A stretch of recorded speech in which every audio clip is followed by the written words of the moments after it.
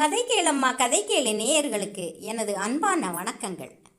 தயவுசெய்து இந்த சேனலை பார்க்கும் எல்லோரும் ஒரு லைக் பண்ணிவிட்டு அப்படியே சப்ஸ்கிரைப் பண்ணிவிட்டு பக்கத்தில் இருக்க பெல் பட்டனையும் ஒரு தட்டி விட்டு போங்க. அப்போ தான் நாங்கள் போடுற வீடியோ உங்களுக்கு நோட்டிஃபிகேஷனில் வரும்.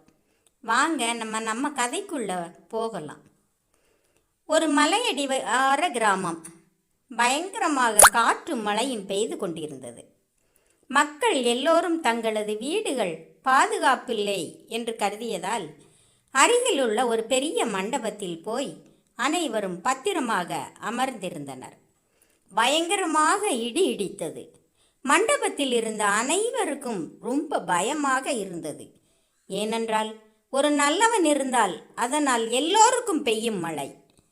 ஆனால் ஒரு கெட்டவன் இருந்தால் அதனால் இடி இங்கே விழுந்து விடுமோ என்ற ஒரு பயம்தான். அந்த கெட்டவனை வெளியேற்றிவிட்டால் நல்லவர்கள் அனைவரும் உயிர் தப்பி விடலாம் என்று நினைத்தார்கள். அனைவரும் ஆலோசித்து ஒரு முடிவெடுத்தார்கள். அதன்படி இடி விழுந்தால் பச்சை மரத்தில்தான் இடி விழும். ஆதலால் தூரத்தில் உள்ள அந்த மரத்தை ஒவ்வொருவராக சென்று தொட்டுவிட்டு வர வேண்டும்.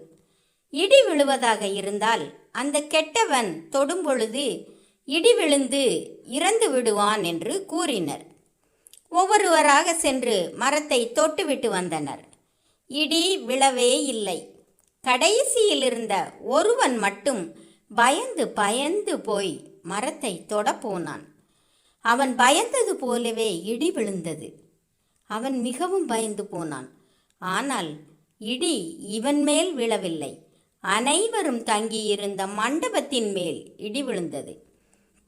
அனைவரும் இறந்து போயினர்.